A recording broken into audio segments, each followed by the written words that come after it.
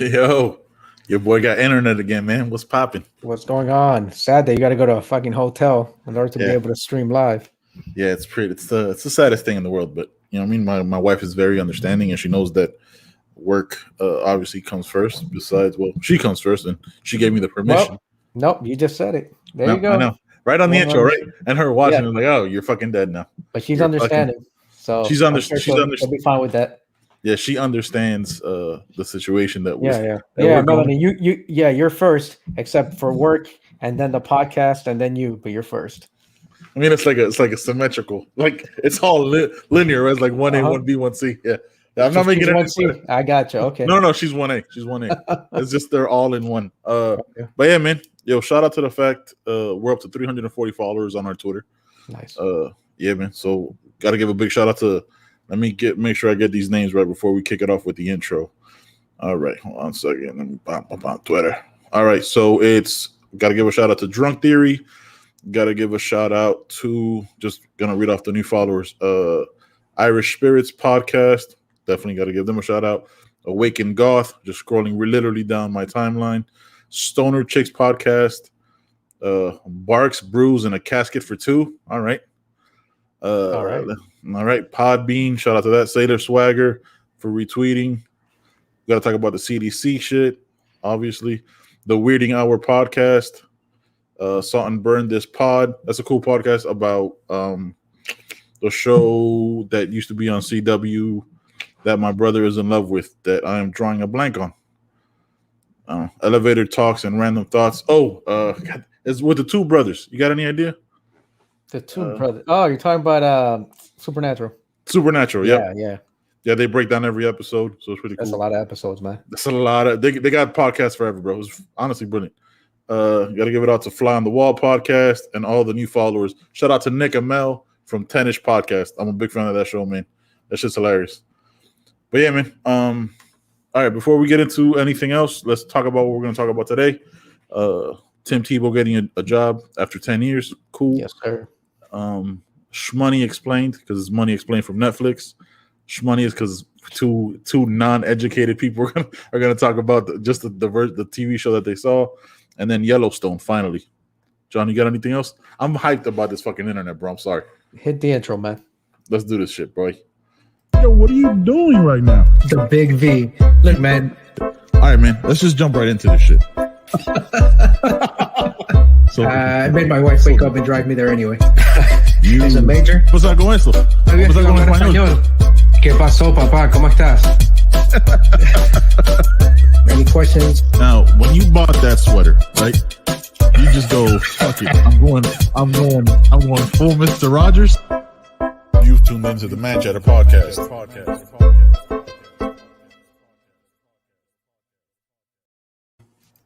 But yeah, man. So what's been going on with you, my brother?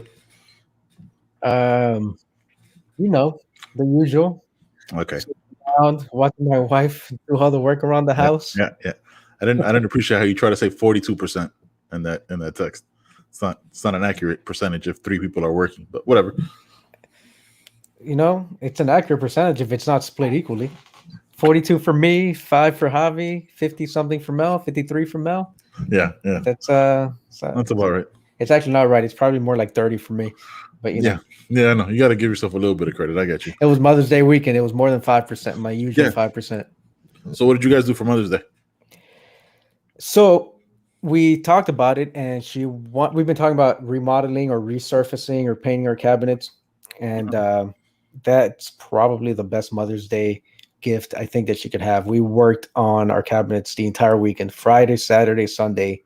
For some, that would be like, wait, what? You're working a project till 11 o'clock at night every night? But no, we did it. I say we loosely because it's mostly her. Yes. But no, we we worked on it. Javi worked on it. He helped use the liquid sander to the gloss, the cabinet doors and the cabinets. Metal Knight did the same thing, and then we painted the cabinets. I was only allowed to paint the insides. Yes. Then she knows your limitations, right? After they dried, yeah. Look, she wants me to take part, so I'll help her, like, take the doors and the drawers down and hardware and all that stuff and paint the inside. The one that no one really pays attention to. Yeah. But once we hung up the doors, absolutely. Once we hung them up, she said, "No, thanks, but no thanks." She said, "Honey, I love you. Thank you. This was the greatest gift ever. I'm so glad we get to spend time together. I'll take it from here." Please leave. Please. She shooed you away in the kindest way possible. Pretty much. That's funny. That's what it was. That's cool though, man. I saw that the pictures came out great. Yeah. The kitchen looks totally brand new. That's good job, man. Well, good job to her. Yeah, like good job to her. Yeah, good job. I was there taking the pictures. That was my 30%. As you should, man. That's not a bad percentage. You got to do what you got to do. You got to work your strengths. You know what I mean? You got to know what you're good at. But what did I do? I took Sunday. I didn't do anything because I spent all day Saturday with my mom. I actually went and got a pedicure with my mom. I haven't had one since I was in the Army. I used to get them all the time out the road. Yeah, it's been too long, but I felt bad for the little Asian lady that had to handle my gorilla feet. Got Maker's Mark on deck. I see you. Maker's 46. Yep. So I had I got a pedicure. I did I think it was called like the Luminous. It was like $55. I was like, fuck it, but I'm not getting my nails painted. Just basically do like a foot massage and getting my nails cut. I hate when you smell it. I know, it fucks up your train of thought. You're trying to say 100%. Something and then you're just like sniffing it. God, you have a nose for cocaine like a motherfucker though. All right. I got a Jew nose. Oh shit, I'm going to jail. I'm getting canceled. Yeah, that's it. It's over. But it was cool, man. They have dude, I'm super ticklish. My feet are super ticklish. And so when the lady busted now you know. The lady busted out this little green stone, like it almost feels like a sponge. A pumice stone? Yeah, the pumice stone. Scrub my feet, dude. I was laughing hysterically. My mom was like, "What is wrong with you? You're in public." Mom, I'm like, "Mom, what do you want me to do?" I'm ashamed. I'm ashamed. Like, Ben, she goes, "Ben, stop it. Para. Pero qué te pasa?" Like, oh my God, Mom. Like, what do you want me to do? Like, I can't help it. I told you I was ticklish. I warned everybody before. But yeah, it was a good time, man. Then after that, we went to eat at a little Cuban diner called Zaza's. It was a good time. It was all right. Like, it was. I had bistec de palomilla, but it wasn't like the bistec de palomilla that like we're used to. Like if you go to like a Cuban restaurant, you see the fucking steak hanging off the plate because they give you so much. That wasn't this. It was a thinner cut of meat. It wasn't the same kind of meat, but it was like what you imagine an American diner's perspective of what Cuban food is. You get what I'm saying? Like, okay, it's good. It's like Cuban American influenced, but like it's not like a Savana or La Carreta. Yeah, it's not like a Carreta or anything like that. But it was straight. And then my mom wanted to go shopping, and then like we're like 2 hours into her shopping because she goes through I love my mom. She goes through every single aisle, looks at every single thing. We were in what the hell was it? Then it wasn't Marshall's, but it was like a Ross or something like that. TJ Maxx. Probably a TJ Maxx. And she goes through. So I go to the bathroom. I come back, and my mom's like in the same place where I left her. It's like, what the Mom? Have you looked at anything? She's like, and then she goes, "Tell me if I'm being annoying. We can leave whenever you want." I was like, "No, Mom, it's your day. Right? You can hang out here all fucking day. I don't care." And she's like trying to pay. I was like, "You're not paying for anything on Mother's Day weekend, Mom." But yeah, it was a good time, man. I enjoyed it. That's nice. Yeah, I mean, I called my mom. Obviously, she's in Florida in Jacksonville, and I didn't get a chance to go down there. But I was down there recently, and I try to, even when I don't specifically go to Jacksonville, I try to swing by and say hi to my mom, see her as much as I can. Yeah, it's a drive. It's a bit of a drive, yeah. Yeah. At least you guys stayed in Florida, so you're still within. It's drivable distance. Yeah, so she's about an hour away. Yeah, Midwest to South to like Northwest Florida, right? Jacksonville's Northwest. Yeah, Northeast. Northeast. Yeah, that's not Northwest. Northwest is the Panhandle. Yeah, but it was a good time, man. I enjoyed it. But yeah, dude. Did It she tell was you? what? Did she tell you how you're like number 5 on the favorites list? No, yeah, she makes a Like note of the that every time. dogs, then Joshua, then Mhm. me, No, and it's then probably no, no, Steven, no, and no, then no, no. maybe you. If we're being 100% on us on this list, it goes Happy, Bella, which are the two dogs, Woofy, which is the cat. Then it goes Josh. Then it goes Steven. Then it goes me. Then it goes you. Like No, you're definitely you're not before me, and no I 100%. there's no way that Steven's before me. Maybe Steven. Steven's I, 100% before you. Patchy Beard, he's but you, come on, like you're I'm just hanging on 100% by a before you. thread. Look. I have to be the only one that's barely above you. Like it's like right there. It's like one. That's like 5B. You know what I mean? You're 5C, but you're there, but you're I not. mean, look, let's be honest. I'm the older brother Josh wishes he had. That's just what it is. That's no That's what nobody. it is. Your So brothers. You're it's not. fine. You're not even the older brothers. Your brothers wish they had. That's Because not you know why? It's different dynamics for different family, right? I'm not the older right. brother that they want, but I'm the Right. older brother that they need. That's how it works. Facts. Yo, we bought the. Speaking of, because you're the bigger brother here anyway. Well, the older brother by 6 months, Hmm. and we finally bought the stuff to make the chicken pizza.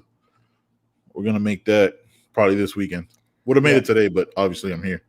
The fact that the thing that's infuriating about that is it takes about 45 minutes. Maybe prep time is like 5 minutes, Mhm. but then you gotta bake the chicken, the actual crust for half Right, an hour, right, and then put the toppings on there in another 15 minutes. I mean, if you're just in a hurry, you're better off ordering Domino's or whatever. right. But But if this you is a want healthier really good, version. yeah, it's a lot healthier, especially if Yeah. you're trying to do keto or something like that. But the taste to me is better.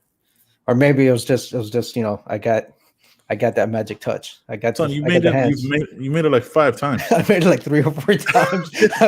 I've had to go back to Target to buy fucking like the last time I went, I just bought 6 or 8 cans of that chunk chicken. I said, "Fuck this, I'm Yeah, not might as going well buy them back." both.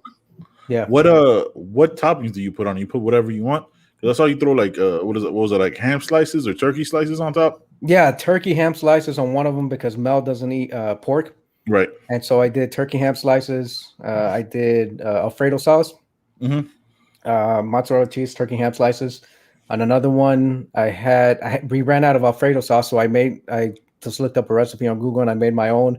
So it's like a homemade Alfredo sauce, um, bacon, ham slice, honey ham slices, Okay. and pepperoni. Yeah, I made it. I don't know. I've made it all different types of ways. Yeah, dude, you made it like nonstop. It's like I, I sent it to feels you like on it's the only WhatsApp thing. to remind you, hey, you still haven't made this? 100%. And I still hadn't, and I'm gonna make it this weekend. So you get off my back. Try to figure out how we're gonna make it, like what toppings we're gonna use, because Mel doesn't eat pork either. Right. So I might have to throw like turkey slices on top, which is fine. Like a smoked turkey might work. Yeah. Not a big fan of turkey, but it is what it is. Speaking of turkey, we got a turkey in our front yard sometimes now. The motherfucker Yeah. just comes over and visits. Yeah, like a legit, like wild ass turkey. You got a Tennessee. boat? No. Come on, bro. You know my wife would kill me. I can't. No, No, you can't. no. What? I can't kill the turkey, bro. What? You guys have chickens, right? Eventually, Yeah. you're gonna eat the chickens, aren't you? Probably not. Probably No, have. you're Probably just using just the or hens or whatever. the eggs. Just eggs. Mhm. That's it. Yeah, 100. You're not percent gonna eat the chickens. Nah, Natalie would never allow that. Why not? Absolutely not. It's not No, pork. no, that doesn't matter. Tell She tell raised her. them. It would be weird. I can't be the only one that was traumatized when he was a fucking kid. Like in Venezuela, we'd go. I lived in Ureña, which was like 30 minutes from Cucuta, which is on the Colombian side. Mhm. And my uncle and I would go to Cucuta, get the little fucking baby chicks. We'd bring them to the house. I'd raise them like they were my fucking like just my pets. And then they would just go missing. I'm like, where are they going? There's one that I remember I grew close to, and then a fucking cat tried to take it out, and it was limping. And we managed to save it. Right. And a few days later, it was gone, and I went into the kitchen, and there was my grandmother like putting it through the fucking meat grinder. I was like, Yeah, no. So you That's guys awesome. are gonna kill a fucking turkey. That's what No. I'm saying. No, we're definitely not going to kill turkey or chickens. What's probably going to end up happening is all our chickens are going to die of natural causes, and then we'll have to have like a funeral ceremony for all of them. Wait, hold on a second. Yeah. If you guys are just doing that for the eggs, I think that you might be overpaying for your house, your living accommodations, and overpaying for your internet if all you're doing is just getting eggs out of the deal. Yeah, I know. I'm sorry.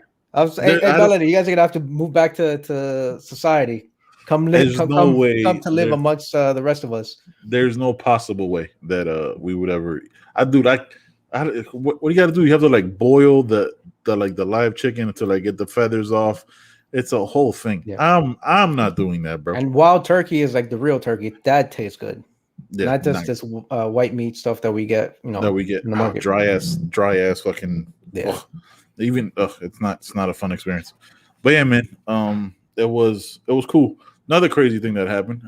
Figured I had to call the cops on Saturday night because I thought I heard people outside my house. Yeah, you told me about that. Yeah. It was not a fun experience. So I've told you about it, and I grab my gun, I clear the house, I go through all the rooms, make sure there's nobody in the house.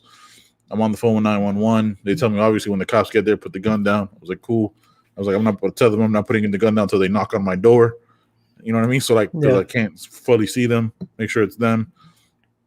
Talk like, all right, no problem. And there's the one thing I wanted to say, like there's always these stories and thoughts of like, oh, I was a fucking hero, and you know what I mean? I was ready, dude. I was so terrified, terrified and full of adrenaline. Like when I heard the voices that I heard, like I don't know what I heard. I just know I heard what, like the TV wasn't on, the internet was down. I was literally in bed, fucking playing around, like fucking messing with my cat, right? Like just fucking with him, like whatever. Because it sounded weird if I would have said it the other way. You just did. Yeah, it was, yeah. So I'm trying to sound it.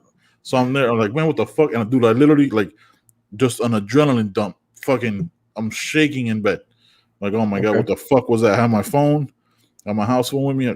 I call. That's why I have a house line because of my roof. You know that.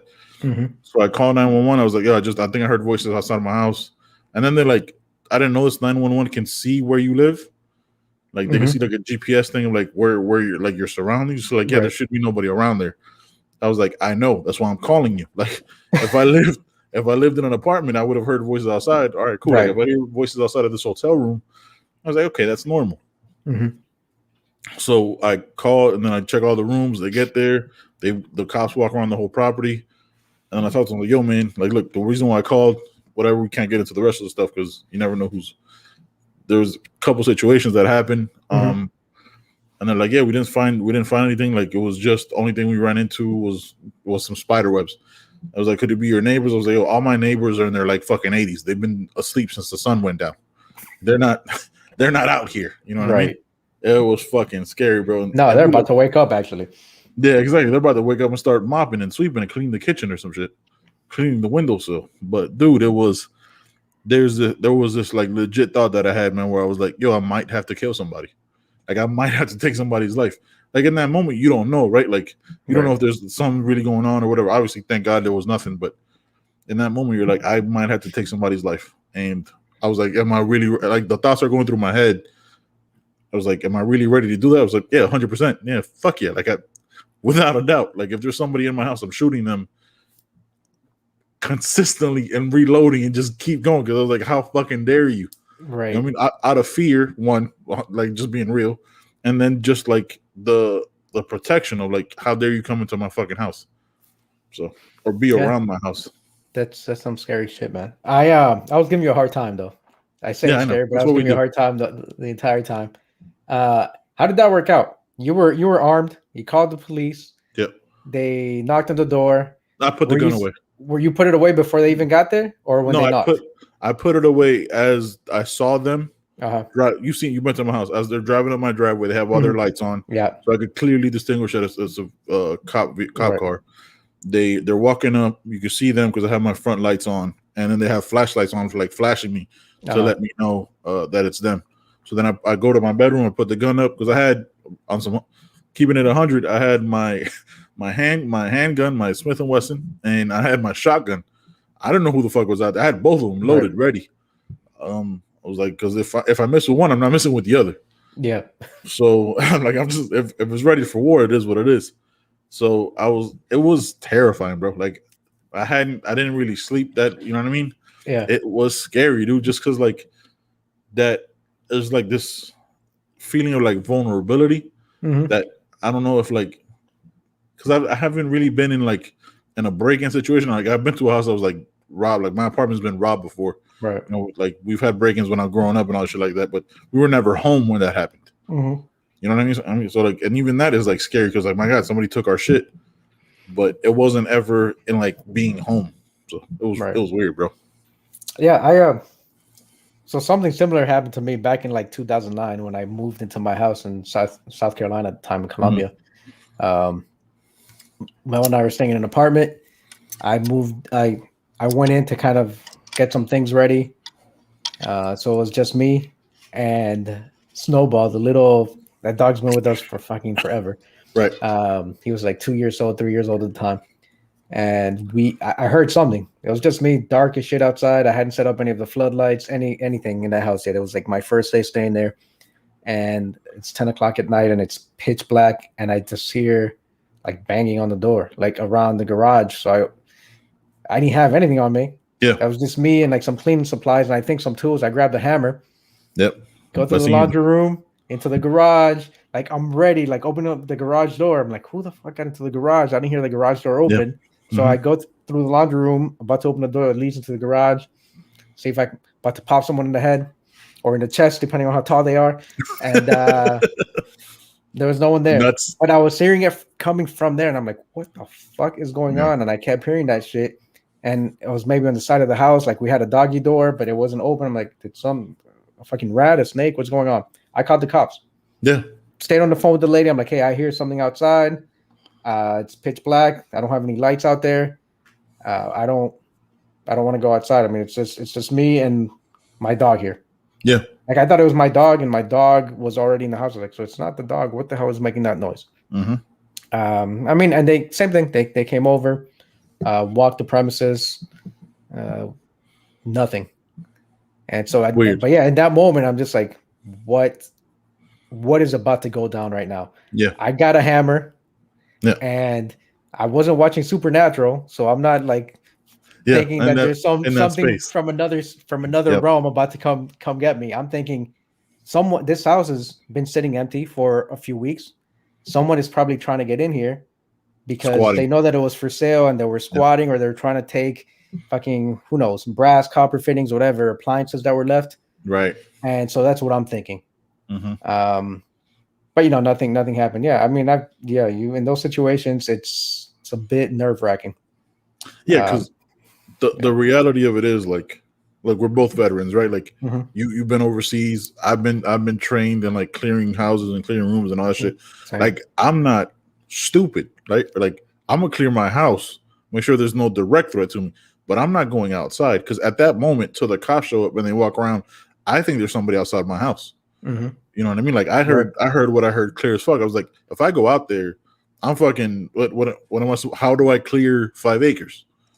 You know what I mean? Like the cops had like these fucking bright ass mag lights where they're flashing it everywhere, walk around the whole premises. Like it's 3 of them. You know what I mean? Like I'm not fucking going out there. That'd be stupid. Like I'm not going out there. You know what I'm saying? Like sights up. Like hey, what's popping? You know, I don't have an AR. Like I don't. You know what I mean? I have a handgun and a shotgun. It's not the same kind of range of motion. So I was like, dude, like I was like, she's like, oh, do you hear anything else? I was like, when I was on the phone, like probably it was like at my anxiety and like and fear and you know what I mean and all that shit where like I thought I heard like a car door close, but ended up not being anything. But like at that point, I could to this day tell like, yo, I 100% feel like that happened. You know what I mean? Like there was somebody on my property, right? I could hear that shit right behind my bedroom wall, which leads right back to the outside. So it's not like my bedroom wall doesn't back up to like my house. Backs up to the outside, so there was no reason for me to hear anything. And yes, noise does travel living in the middle of nowhere and all. There's no noise pollution or light pollution, but I've never heard anything that close and like that clear. I felt like it was 2 people talking to each other. It was scary, bro. Scary. Like I was 1 scared for me, and also 2 scared for them because I was like, they might not know what I have here. They might think, you know what I mean? Yeah. They might think I'm some sucker. Was Drax there? Yeah, Drax was there. He didn't have. Yeah, he had a. So when he's in his cage, he had a reaction like he started barking and shit, but he could have been barking at my cat because they hate each other. But one thing that made me realize, okay, it wasn't anything to worry about was when the fact that like till the cops were walking up to my door, Mhm. Hadn't even gotten to my door yet. He was going fucking bonkers in their cage. I was like, okay, so like that's a good notice for me to know that like he's always alert, Right. even when he's dead asleep. So and also Good. lets me know that he's 100% protecting the house. You know, because you Yeah. see him, he's a big baby, right? Like you Right. see him, you come over to the house, he runs up to you and like fucking folds up at your feet, but he's still a 70-pound pit bull. Yeah. I mean, I think that's probably the perfect transition, right? He was going nuts. It's probably enough to lead us to talk about this Fabia Diego Sanchez homoerotic training video. I'm not Yeah. sure. Do you have that? Did you pull it up? I have it pulled up. Yeah. Okay. Oh All God, right. this is To terrible. set it up, if you guys don't know, because not a lot of people are as in deep in MMA and UFC as we are, right? Besides like the people who like DC, Hawani, and all those people. Diego Sanchez, the first ever Ultimate Fighter winner. He won at 185, fights at 155, 170. Got kicked out of the UFC because of his coach. Now, what John's gonna play for you is a video that they posted after he was fired. Which, by the way, he still got his money. He got his $211,000. Yeah. Shout out to Dana White. I'm not a fan of the guy, but I give credit when credit is due. He still paid Diego his like a severance package, which is the first person that he's ever done that for. So, John, yeah. By the way, before we play this, this dude has been in the UFC for like 16 years now. Yeah, his whole life. Yeah. This video might be ridiculous. Fabio might be a fucking nutcase, but the fact that they're asking for medical records, you don't want the guy to fight because when someone asks for medical records, you might think that he's not right to fight. Cool. Yeah. They should still release the medical records to him so that he can go get checked out. Well, the thing with the medical records is it's not the UFC that holds them. It's like Hunter Campbell said, one of the guys in charge of the UFC. Yeah. Is that it's the commissions.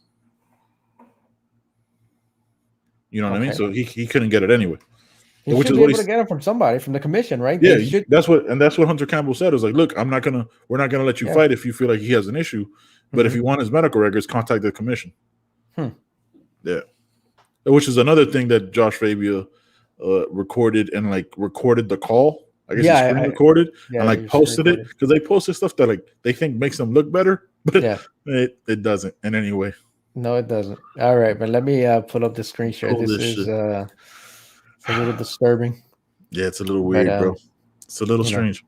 Mind you, this is a professional fighter that could again beat our ass. Let's put throw all the disclaimers out there. But this video looks like what people imagine fake fighters to do. It's weird. That's probably the best way to put it. Yeah. Okay, that's the setup. Let me see if it'll play though. Let's see. Full screen.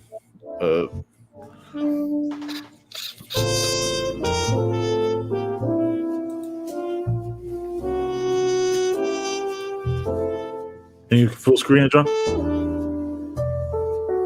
I can. So the guy hanging that you see, scratching his ass, is in his underwear is Diego Sanchez, and the other guy shirtless is Joshua Fabia. Yeah. Shout out to the comments, bro. Yeah, shout out to the guy who edited this video. What is this? And then he slowed it down and put some fucking jazz to it. This is my god, this is terrible, bro. Look, we're not knocking your sexuality if that's what but according to them, they're not gay. But why would you look CTE, brain trauma.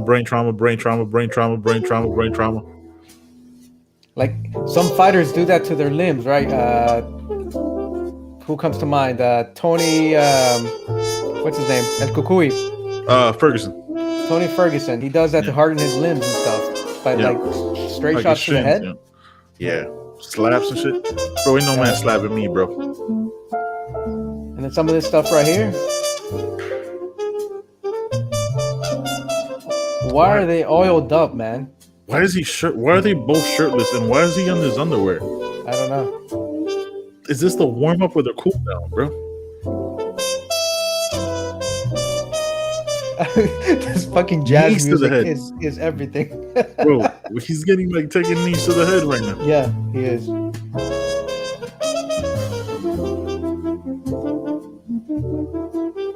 What is happening right now, bro? I don't know, man.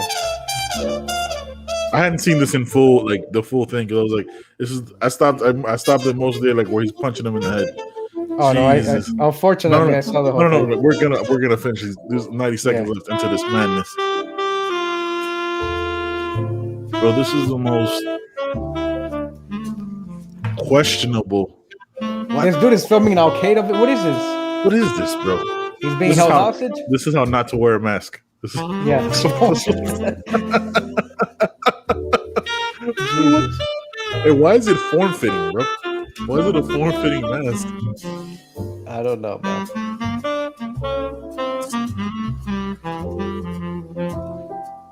Was that trumpet?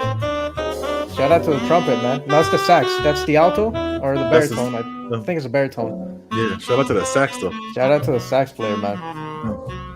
I bet you he didn't know he was gonna be playing fucking softcore porn. Yeah, I know. This is, bro, and the way this is filmed, like I don't know if like the editor, the way this is filmed feels like Never Back Down 2. You know what I mean? Like, right. This feels like some Never Back Down 2 gets real weird. This is what's crazy is that the way that it's filmed, like the color and yeah, the filter. It feels like they might have put on the fucking jazz music themselves, and they slowed it down. You know, the only thing that this guy added, putting up the video, was his comments. Yeah. This is so terrible. Bro, I feel so bad for Diego Sanchez. All right. That's a terrible way to stop it right there. I'm gonna end this screen share. Yeah. That's such a bro. Look, I'm not gonna disrespect Diego Sanchez here. I'm not doing that. I mean, let him do the thing. But no, not about that. I mean, just look, someone came into his life and at the worst possible time. And he is taking advantage of him for his own gains. I mean, this dude deserves people that are going to take care of him, especially after 16 years of putting his mind and body through all this punishment for this promotion. And, you know, at least Dana White paid him out what he was going to pay him out, whether he fought or not. So, you know, that's a positive side to the story. But this guy needs just a group of people that are going to take care of him. It's weird. Like, if you watch I sent you the other interview that he did with like Anthony Smith. Shout out to Anthony Smith, man. I saw that, yeah. Very, very positive dude. I saw that interview and then like the interview he did afterward, like because he has a show on Sirius XM and then with what's her name? I got nothing, bro. Katie Sanko or Kaylee Sanko? Something like that, yeah. His reaction, right, to that where he talks about how he let like it wasn't supposed to be that type of interview, but Diego wanted to talk openly, kind of just free flowing. And he just let him talk about it and gave him the platform to do so. Yeah, which I respect and I appreciate. I mean, that's what we do here. Like we give each other when we have guests on, we try to let them, give them the platform to whatever they talk about, and then we just try to steer the conversation and make sure we keep it going. But dude, like there's some serious look, we're not therapists, right? But there's something there where like he needs to talk to somebody with a degree, not like some dude he met randomly. You know what I mean? Right. Like there needs to be like some teleconference or some video conferencing or sit on a couch and talk about your issues. Like he went through some traumatic shit. He was a kid, bro. He was 21, maybe 20 when he went into the UFC. 16 years. He's 37, 38 now. Brain trauma. Who knows how he manages money? Lost his marriage because because of his own admission, he wouldn't go get help for what he was going through for his drug addiction and all his different shit. So the dude is hurting, man. And then this pariah, this fucking Damien of a person, right? Because that's what he reminded me of. He's friends like you, but my friends call me Damien. Yeah. That's who he is. Like he's like sneaks in like, oh, he'll give you like this little thing that you hold on to, and then he'll fucking suck your life out of you, bro. Maybe literally. But it's just weird, bro. Like I'm not a fan of people like that. Like I try to recognize when I've had people like that in my life. You know what I mean? And it just sucks that happens to somebody who had some semi-fame, but now has the rest of his life to try to live and try to figure it out. And hopefully he realizes before it's too late that this guy's just there to take his money. Yeah, I mean, look. Hopefully, now that it's been pretty public, hopefully, other fighters, other friends, one they watch out for people like this dude Fabia, Mhm, mhm. but also maybe other people reach out to Diego and he'll be a little open minded to receive some help from them Yeah, because I mean, like he said, that was tough watching that interview. Right at the top, he mentions how he pushed his ex-wife away yeah. because of his issues, because of his addiction, Mhm. that it was on him. And I was like, oh shit! Like right off the top, that's Right the off top. first thing he starts talking about. Like that's got to be tough to admit. And then the rest of the interview was hard to watch, but it was him in that moment what he felt. It wasn't scripted. It wasn't some propaganda, something trying to. And some of the stuff I'm like I can see where he's coming from. Like he's been through a lot of shit, and a lot of the things it's just like what I couldn't make sense of it. None of it, And a then lot of it didn't then make you sense can to see me. why Joshua Fabia, someone like that, can come in and take advantage of a person that's in that situation, a bad place, Yeah, a uh, person that's hurting for sure. and he had no one there, no one else there, and this dude just taking advantage of him. Yeah, like look, I don't. I wonder. Like, I'm just asking this question because of the conversation, right? Like, Mhm. I wonder how much responsibility Diego has in that, right? Because he pushed, by his own account, he pushed everybody away. Right. So he left himself open, for that kind of vulnerability and that kind of weakness for somebody like this to come into your life. But yeah, man, it's weird, bro. Like, I remember the last time I saw a real Diego Sanchez fight was when he fought BJ Penn. I think he got kicked in the head, and I remember Uh-huh. I've never seen a cut open slowly before, but Right. he had this huge cut that opened on his forehead as BJ Penn kicked him, and he still wanted to fight, but they had to stop the fight because of the cut. Like you could literally see like his fucking brain, Right. and I was like, this guy's a warrior, bro. And then he just, he fell on hard times and addiction and stuff like that. But dude, it just sucks to see, man. It just sucks to see, and yeah, you just kind of hope he gets the help he needs. But with a with it, I guess with a person who I mean I don't know. Like I personally never. Well, I struggle with food addiction, right? Like that's my thing. Right. So like understanding that level of addiction, obviously like alcohol isn't my addiction. I don't have like a hard drug addiction or anything like that. But I imagine that people who struggle with it, I might be wrong. That's just me talking about it. I'm not professing this out to anybody. It's like that they seek out other things to be addicted to, right? So maybe Fabia is his new drug that he can't, you know what I mean? That he can't detox from. Maybe. Look, I pulled up an article from Bloody Elbow from a couple days ago. Um, I, there's a Twitter. Let me see. I don't know who this person is, but she tweeted out. She's got the video up, and she tweets, asks for his medical records, but throws strikes at him as he's suspended upside down. Okay, I think we need Yep. to look at your records, Fabia. But then here's a quote from Fabia. He says, "So you got guys that are at the highest level. Some of these guys at the highest level, yet they got huge holes in their game. Of I don't want to move out of the way of an attack, which is crazy talk because I don't respect this guy's power." Fabia told Swick, coming off a rant about how coaches Mike take, Swick. Wow. yeah. Legend. Hmm. And then he says, okay, if you don't respect it, then you better have your hands in the right place. That's it. You better know how to blend and parry. And then he goes on to say, so I'm seeing guys get knocked out like nothing, yet I never see any of them training getting hit. So Diego, I hit Diego 20 minutes a day. 20 minutes a day, I hit him. So his body understands impact. Oh, okay. That's his philosophy. I'm gonna hit you in the head 20 minutes a day so you understand impact. I'm trying to like because I don't want to go too long on this segment, but Yeah, no, we can. that is the dumbest shit I've ever heard. He Yeah, we fought could even end it 16 there. he fought 16 years in the UFC. I Doesn't think he understand knows what impact. impact is. I think he knows what impact is Possibly, by right? this point. Fucking possibly. Fuck you, Fabia. Yeah. Fuck you, bro. All I've right. been like, okay, all right, real quick. I want to spend 60 seconds on this. Tim Tebow goes to the Jacksonville Jaguars. Have no problem with Tim Tebow getting a job. Hold on. Let me take a knee for Tebow. Yeah, don't be offensive. Don't be offensive, John. All right, that's frowned upon now. But Tim Tebow gets a job. That's whatever. Now my issue. Well, if you've ever listened to this podcast, I'm pretty sure I've gone on a anti-Urban Meyer rant previously. If I haven't, fuck Urban Meyer. I think he's a terrible person. I think he faked having heart issues at Florida to leave early and get out of his contract. He covered up for a domestic abuser when he was at Ohio State, and then Ohio State made him the ethics professor. Cool. Okay, I guess that works. And then now he goes to Jacksonville, hires a person who was a racist as the fitness coach, right?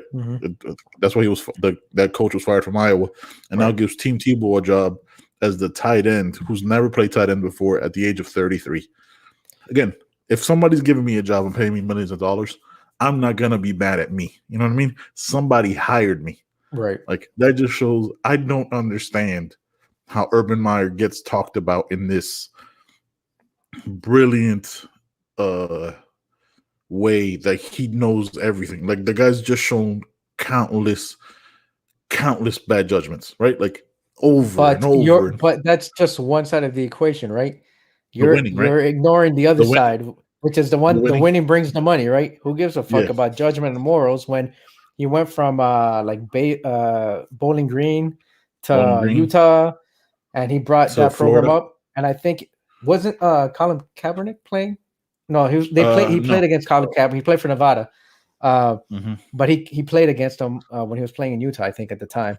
And then he went from Utah, he went to Florida, won 2 championships at Florida, went to Ohio State, and he won 1 championship there, I think, like around 2013, 2014. Yeah, when they blew out Alabama. Yeah, but they used to dominate the Big Ten or whatever the hell they call themselves now. But yeah, so that's the big one, 3 national championships. And he actually, if you look at, we'll say he did it the right way, quote unquote. He went from like a smaller school to another school to then Florida to then Ohio State. If you consider Florida and Ohio State one better than the other, it depends, I guess. Depends, and now he's in the NFL. So he took those steps of progressing to better opportunities, better situations. But at the end of the day, that's what it was. It's the winning. Like, oh yeah, he did this, yeah, he did that, but he's got 3 national championships. Right. And his programs were at the top or near the top just about every year, getting, the best recruits, putting people in the NFL. That's what matters, right? Winning equals money, success, revenue. And then you're like, oh well, America's the land of second chances and opportunity, and we like to forgive people, and so that's what it boils down to. Now, last question before we move on to the next segment. Can you think of any career where you could be away from 9 years and then like get hired to be like a star? You know what I mean? Like a manager, like Dave when you Chappelle. were. Oh, nice comedy. All right, we got. You know what? But Dave Chappelle never stopped doing comedy. By the way, he would always go and fly out and do shows on the low. I figured out what our next part is going to be. It's going to be the Andrew Schultz versus Dave Chappelle thing. I don't know if you saw that on YouTube. No, but now I'm gonna have to. Yeah, we're gonna have to Google that. So that's gonna be the next episode that we're gonna do right after this.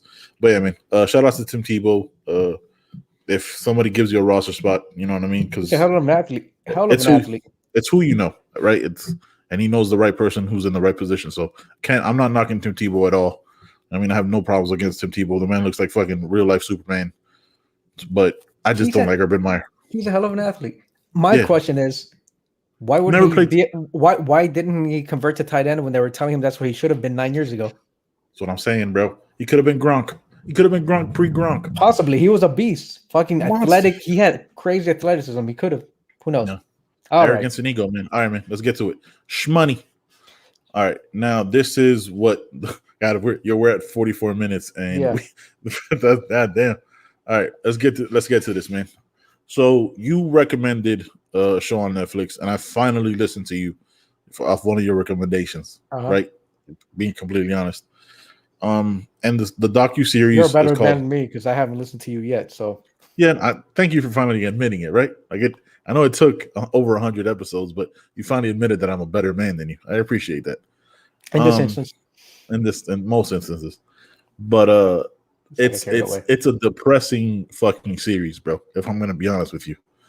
It's an educational series. It's 5 episodes, right? It's Ponzi schemes, credit card debt, school loans, gambling, and retirement. So what made you watch it? because I know you finished it. And was there anything you learned from those 5? Because I don't want to spoil it for anybody. Is there anything you learned from those 5 docs? Because there were like many docs that you didn't already know. That like were you positive? You were like, what the fuck? No, I knew just about all the shit they talked about. I was like, okay, either I'm stuck in an echo chamber or no, like all the stuff. And these are bite-sized things, right? They're 22, 23-minute episodes. So you turn very easy to digest for sure. Yeah. And it's made or produced by Vox. Yep. Which does great work, makes things digestible. Right. And so the get rich quick scheme stuff, it talks about con men going back, it talks about Ponzi schemes, Bernie Madoff, the Nigerian prince, which is really a payoff an older scheme from 30, 40 years before. Yeah. And the Poyais one, right? The Poyais, where the guy created a country when countries were popping out, all over the place, hundreds of years ago. And so he just said, well, there's country Poyais, and the fucking internet didn't exist 300 years ago. They're like, okay, that must be another country that's claiming independence.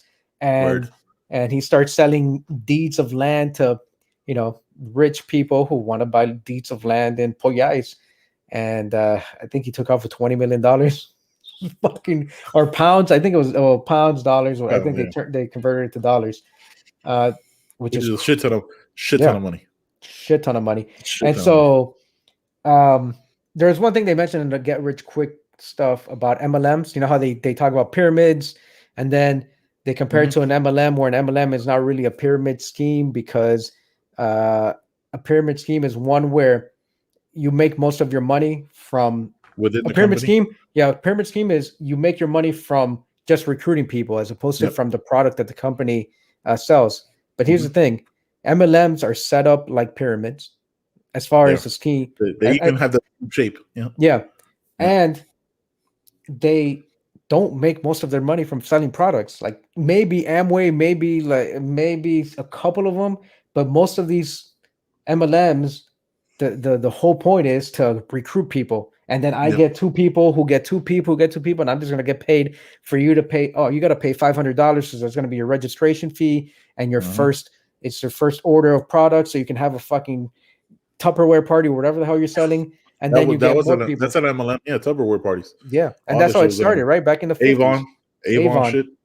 And so I disagree with that part that they said MLMs aren't. I think pyramids. that was probably a legal issue. That's probably where they can't, because MLMs claim that they can't say that they legally cannot say that, because MLMs say that we do have a product that we sell. But the thing is, and I look at studies. I follow a guy on YouTube. He's called CoffeeZilla. His first name is Steven. I forget his last name, but he goes by CoffeeZilla. And all he does is expose scams. People like crypto traders, all this shit about crypto is popping up. And I think they touched on crypto for like 30 seconds at the end of the doc. They talked about OneCoin.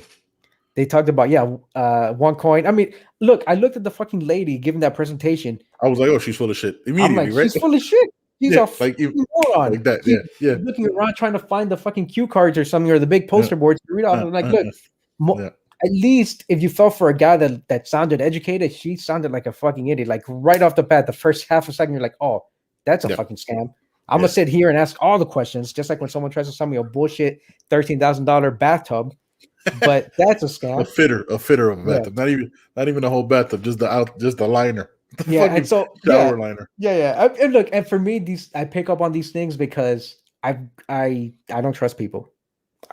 Don't trust. I grew to not trust people. 100%. Even when they've shown to be trustworthy, I still like. But there's something in the back of my mind that's telling me, fucking 45 years from now, you're gonna fucking try to scam me somehow. I don't know, so I gotta stay on the lookout. Yeah, and you gotta stay alert, stay alive, man. So Mel and I look at some of these things, like we've come across some of these schemes and MLMs, and people invite us, and people from her past in the army, like, hey, let's go check this out. And I'm like, oh, that's an MLM. Nah, that's a fucking scam. And she's like, oh, did they? I was like, okay, we'll sit through this presentation, but it's bullshit. It's like, we're not gonna do it. I guess Herbalife. I think timeshares are bullshit.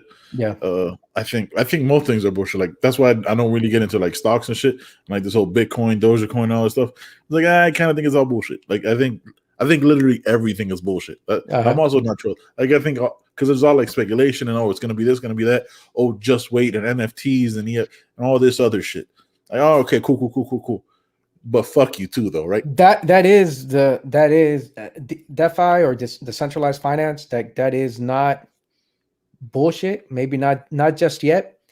Or I mean, maybe it is a little bit or a lot, but that's where we're moving to. And what's going to happen is that decentralized finance, a lot of those apps are on the Ethereum block, because Ethereum is the blockchain, the technology, and then Ether is the actual coin or the currency.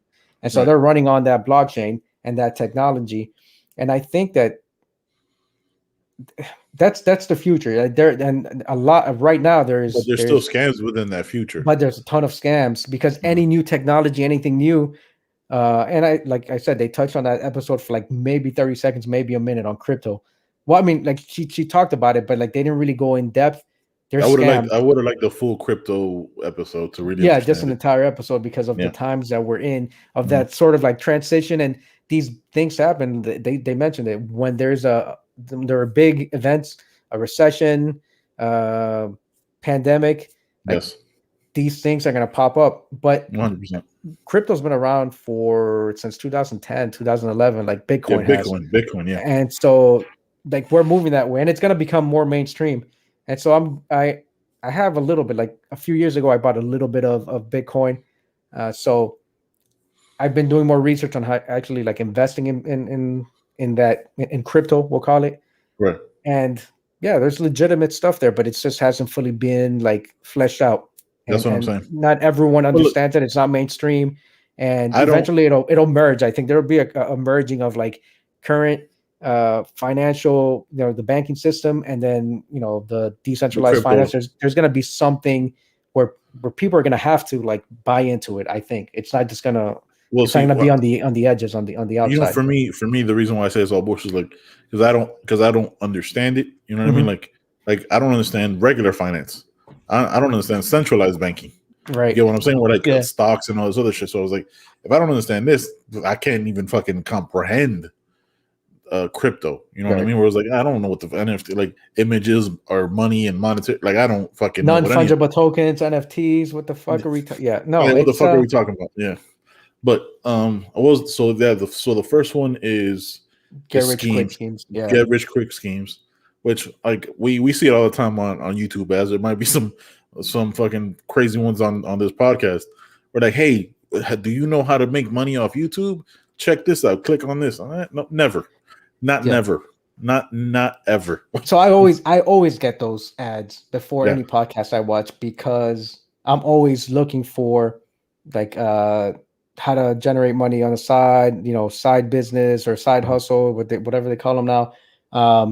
Making money online. And so I get all those people pitching me their classes. Like it's someone selling me a system of how to make money online, of how he supposedly did it. But the way he makes money online is just selling a course on how to make money online. And all these fucking people sell the same bullshit. All that is that like it's the virtual conference room money scheme. That's all it is. Yeah. Like you think it's just, honestly, it's brilliant, right? Like because all you have to just keep casting a wide net.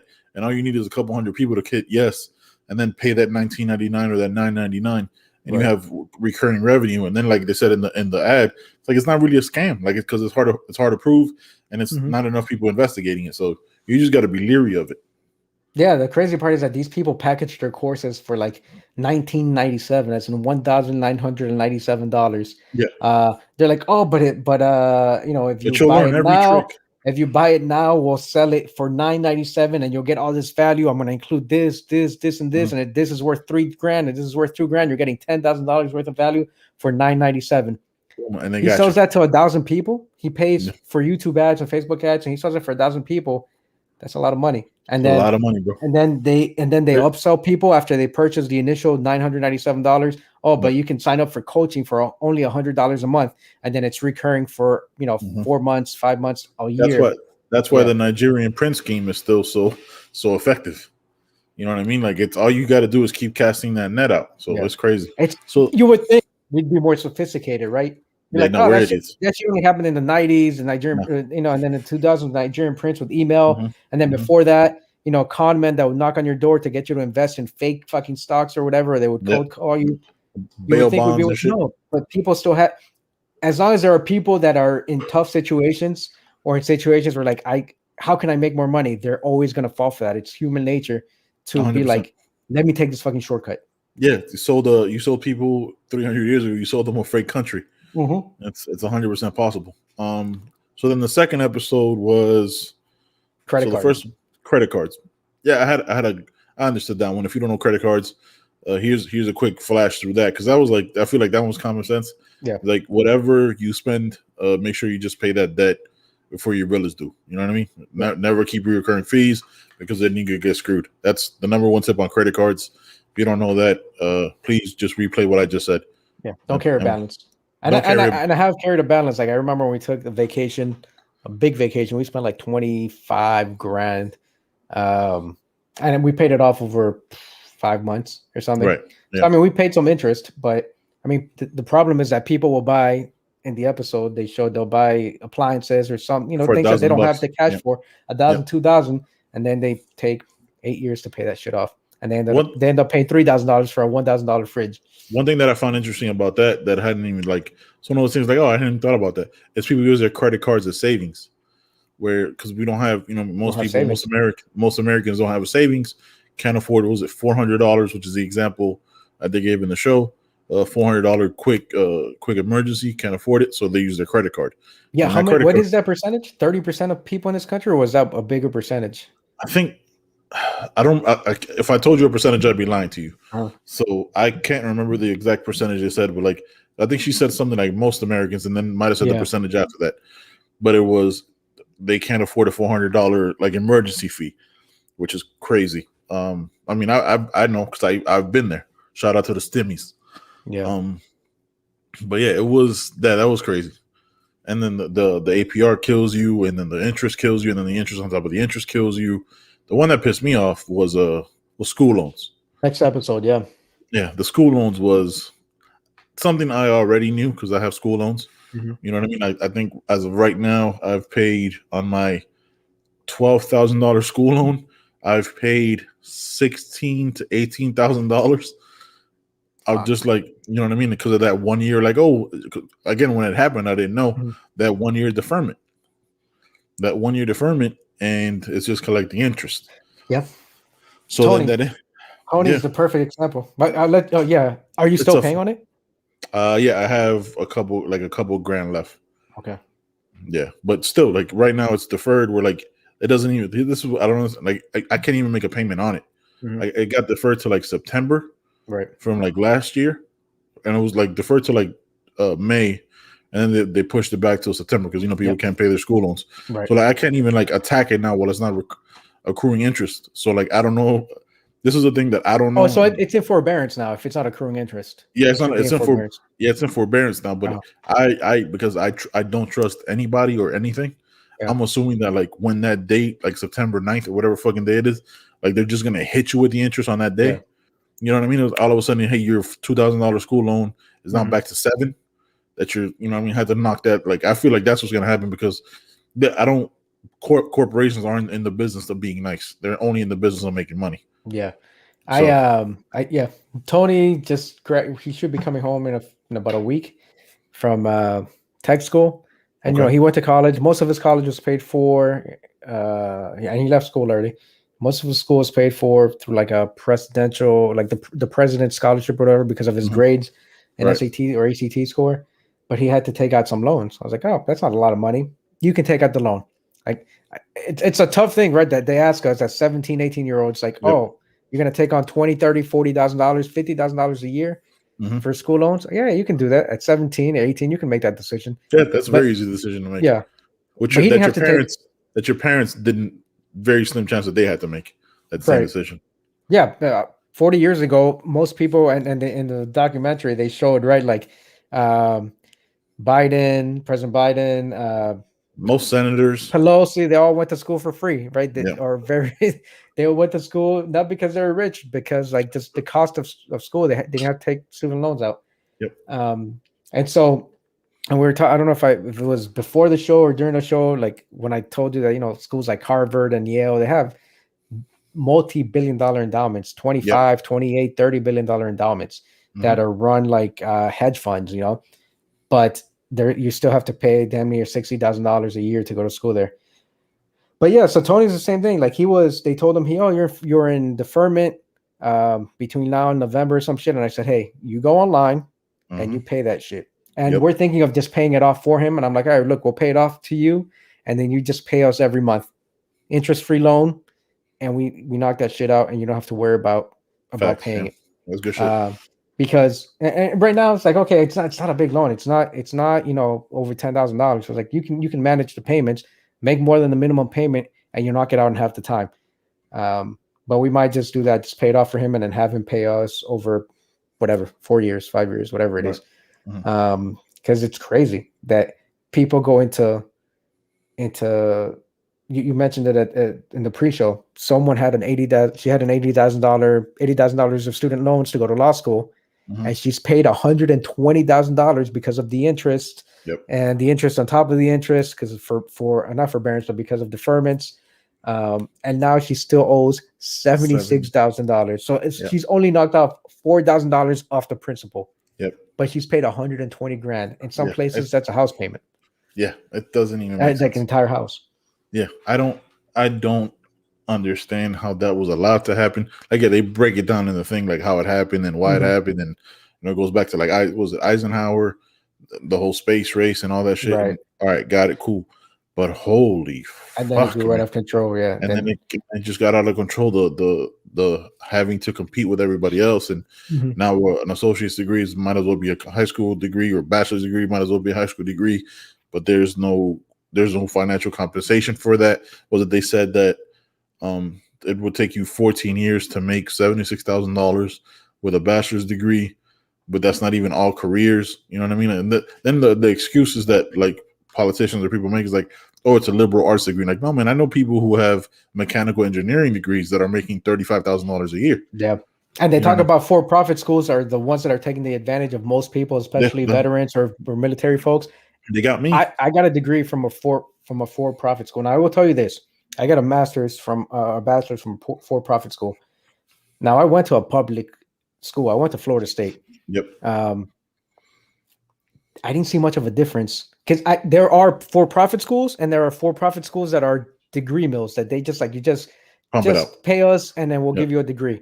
Yep. I didn't see much of a difference in the type of material education that was being provided. If you engage, because you have to engage, you have to, type all these responses in the forums and then respond to people's, responses to you and their posts. And then you have to write papers. I didn't see much of a difference between what I was going through in Florida State and what I had to do at that for-profit school. Not every school is like that. Right. But so I felt like I got an okay education. Like I didn't think like I was, I did my research and I knew it was for profit. I knew the stigma behind for-profit schools. I didn't think that my education was lacking. Like once I was finished with the degree, I was like, it was relatively challenging. I was like, it wasn't less difficult than what I was doing at Florida State. And I was taking some 3,000 level courses before I left that school. Right. So I don't know. I can't compare, right? I never went to a state school like you did. So like I went to a for-profit school where I got my degree to give me the career I have, right? And I have no issues with the for-profit school that I went to. But for other people, the issue is the finances.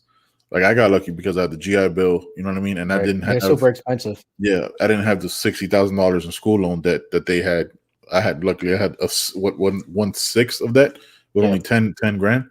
So it's a very different situation. I think that's the issue. And then the school loans can be sold and then it could be changed and then interest can hit and then all these other things that can get fucking overwhelming, which is the examples that they give in the show where like that's why people younger and younger aren't having kids. They can't afford it, still living at home, working 2 to 3 jobs, trying to support a family if you did have kids when you were younger or older, because you can go to school whenever. Like all these different things. Like there's always the argument where like, oh, you should just, what is it like? Oh, if you can't handle the school loan, you know what I mean? You gotta get a degree. You gotta go to college. Yeah, but there's a lot of strings that come with that college degree that might hamper you for the rest of your life. Like that's also a factor. Like you can't pay off $100,000 of school loan that if you went to University of Miami, You know what I mean? With because you had great those your you know what I mean? Like if it was your fucking dream school and you got into it, they accepted you and what you're supposed to say no, like no, I gotta make like I want to go to UM, like I got in. You know what I mean? Like I And like that's the other problem. Okay. An education is an education is an education yeah unless you're comparing a state school and to then some other to a private private school. schools, even public and private. When you're comparing those schools to elite, top level Ivy League or and even not Ivy League but top tier schools, Right, that's different, right? right. Though you're going to that school, maybe for the education, sure, you have like world class faculty. Let's not kid ourselves Yep. and researchers and stuff like that. But you're also going there because of the The name, cachet that like the I name, went yeah, to this school, yeah. the network, the But recognition, and yeah, what that grants you and the doors it opens. That's completely like that's the different. Yeah, problem. Yeah, a lot of this thing, and so this is not a popular opinion. Is it's on parents and it's a 17, 18-year-old shouldn't be making this decision, but someone should be telling them, especially that parent, like the yeah. hell But how? you're not going to that fucking school. It's 50 grand a year. I know it's not going to be a loan in my name, it's in your name, But it's but there should be something that says if you are in state, a lot of if you're Florida has the bright future scholarships. yes, If you get a certain score, they pay 75% tuition, and your SATs, if you have an even higher score, they pay 100%. So I was at Florida State with 100% tuition. I did take out student loans, but very minimal.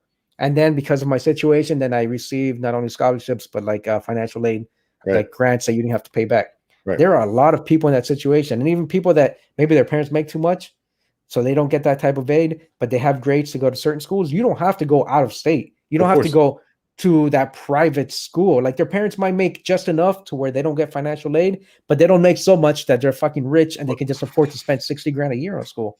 right. But so my question to you is, and I don't know, right? Like how many parents have that kind of knowledge and education? Like what are the chances that you know what I mean? Like what is I guess educationally, what's the generational transfer of that education? We're You get what I'm asking an saying? 18-year-old to make that decision if their parents don't have that. Exactly. Their parents should have that knowledge or maturity to be like, it's not a smart idea to spend 50 grand I feel like and come out of school with $200,000. So you're putting right, that on but the student. I feel like how that conversation most likely goes because I made the decision for myself. I didn't make the decision. I always tell the story. My boy Danny came down and drove me because I wasn't going to go to college. I was like, I don't know if that's just for me. I hated fucking high school. Yada yada yada. Came down, picked me up, took me to my for-profit university. You know, the rest is history. But like, I don't like most. I think conversations I have with most parents to kids is more like, hey man, I can't afford to pay for your college. You're gonna have to get loans. Right. Like if you want to go to college, you know what I mean? Yeah, you can do like community colleges and stuff like that, but they're and which happens, which is why most public, Nothing wrong with them. which is Just no, about every community college has a sister agreement with a four-year university that's yeah, close to them. Florida yeah, State had it with TCC, Tallahassee Community College. Miami-Dade yeah, has it with as it would FIU FIU, and yeah, UM, I'm sure, yeah. and other schools in the No, state. and 100%. And I'm not saying that, but there is those people that make that.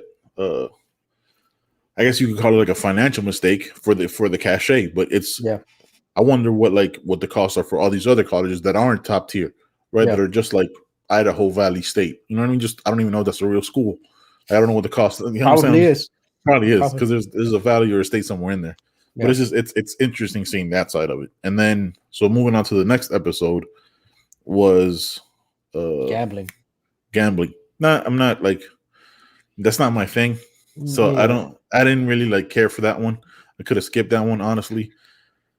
Yeah, and I'm sure there are people that have that have gambling addiction. I mean, that just goes to like people that have addiction in general. Maybe someone with an addiction can relate to that more than I can. Right, I've bought lottery tickets before. Yeah, I spent $10, $20 on a lottery ticket. It's like, oh, the lottery's 800 million. Sure, I'll drop $20 on that. Yeah, but that's it. But I've gone to casinos and I'll sit at the slots and I'll sit there for like 2 hours, 3 hours, just getting the drinks that come my way, and I'll spend like $40. Yeah. That's it, because I take my time. But the people that go there, you obviously like they're addicted. They got to keep hitting that button, Yep. Next thing you know, they've blown through like $1,100, $1,500.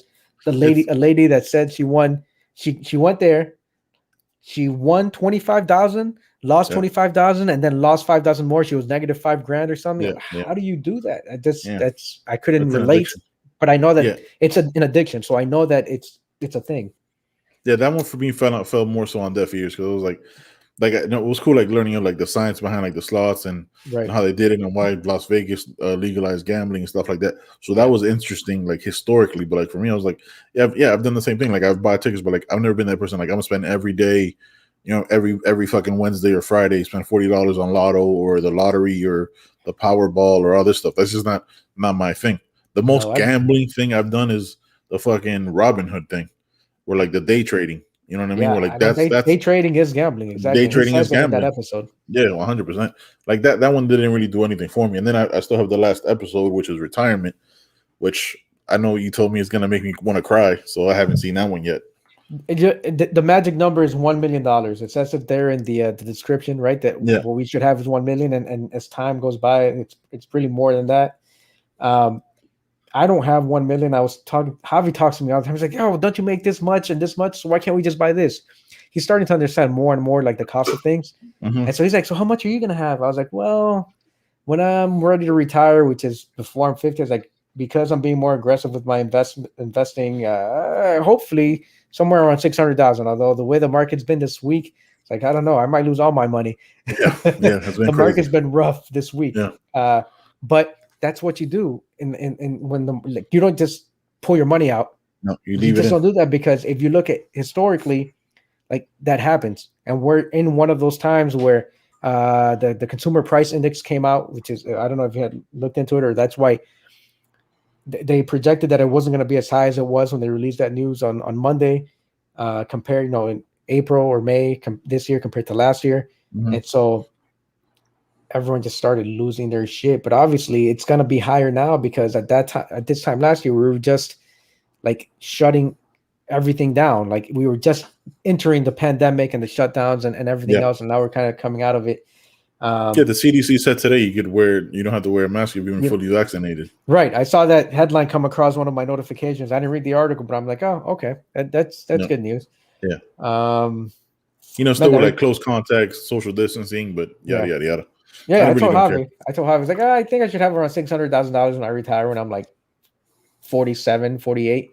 Right. Said, but that's not going to be enough if I want to just live off dividends.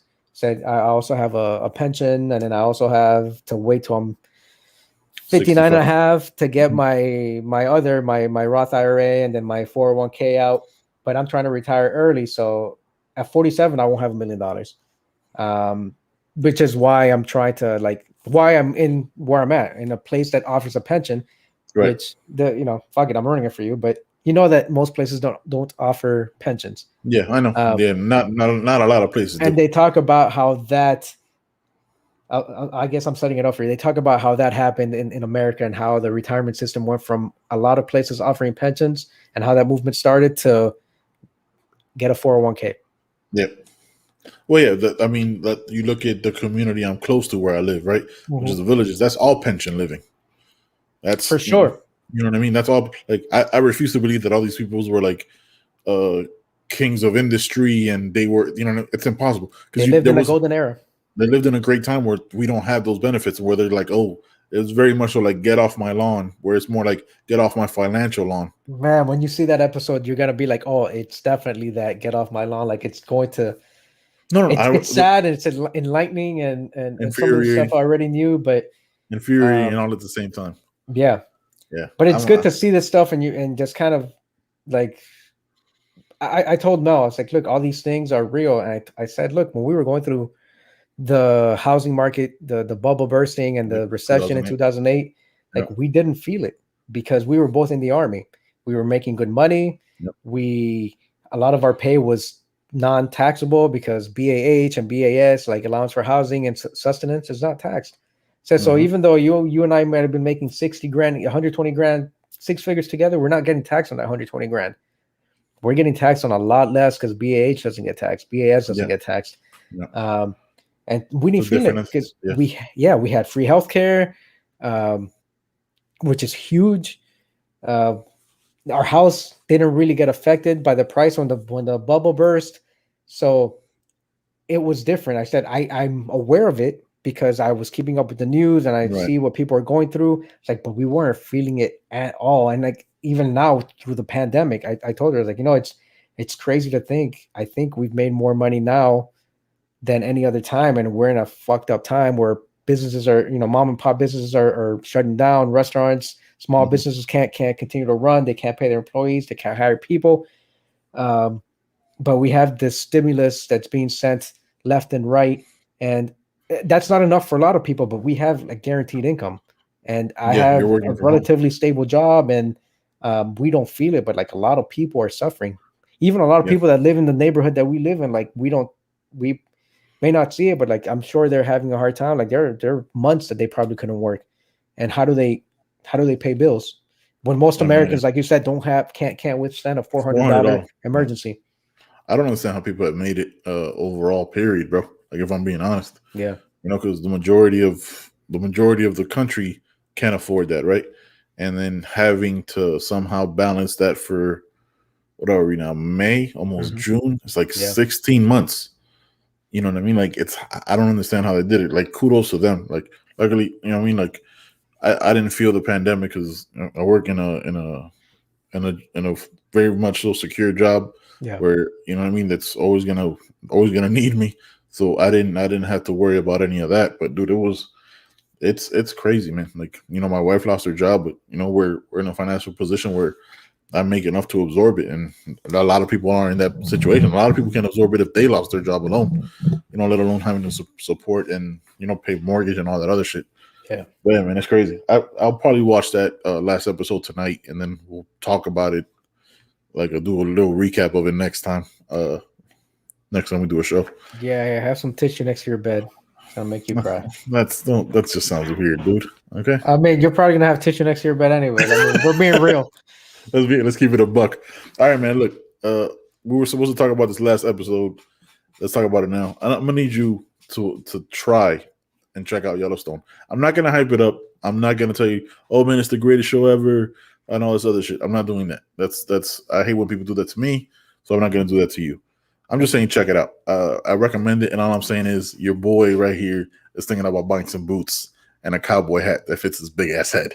Like that show, like just the shots alone of like Wyoming and Montana Hmm. looks absolutely stunning, man. Like everything else that happens in the show is what happens in the show. Like I'm not gonna Hmm. sit here and spoil it. All three Okay. seasons are on Peacock, or if you find your links online, do your thing. But I recommend it because I think it's an entertaining show.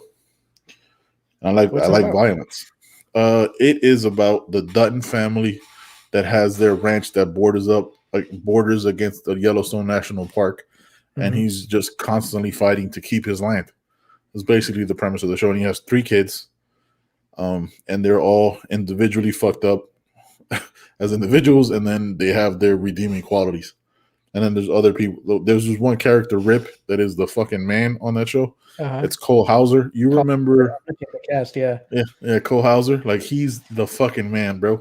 Like he is like if Johnny Cash was still alive and an actor in that show. Like Uh-huh. he's always in black.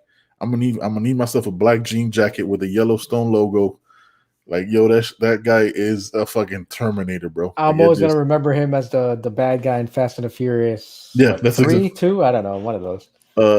Too Fast, Too Furious. Too Fast, Too Yeah, Furious. the one Yeah. with Tyrese. Yeah. Yeah. Yeah, that's exactly what he is. But dude, it's a really entertaining show. I recommend it, man. And to anybody listening, I recommend it. Definitely check it out. Great gifts from it too. It's Yeah. it's just a good show. And I'm on season 3. I haven't finished it yet. Hmm. I'm on season 3. Season 3 has if you guys watch Lost, it has Sawyer from Lost in season 3, which is the guy with the long hair. If Yeah. you remember, he's like a banker, uh, equities guy, trying to do some shit. Okay. Yeah, but it's like financial stuff, and then mixed in with like cowboy shit and politics and just a bunch of stuff thrown together. It's dope, man. I definitely recommend it. All right, John. That's it for episode 1, man. You got anything else for the people? Fuck Josh Fabia. Yeah, that's a good way to end it. All Yep. right, guys. Thanks so much for watching. If you're gonna listen to us later, this will be up in the morning. Peace.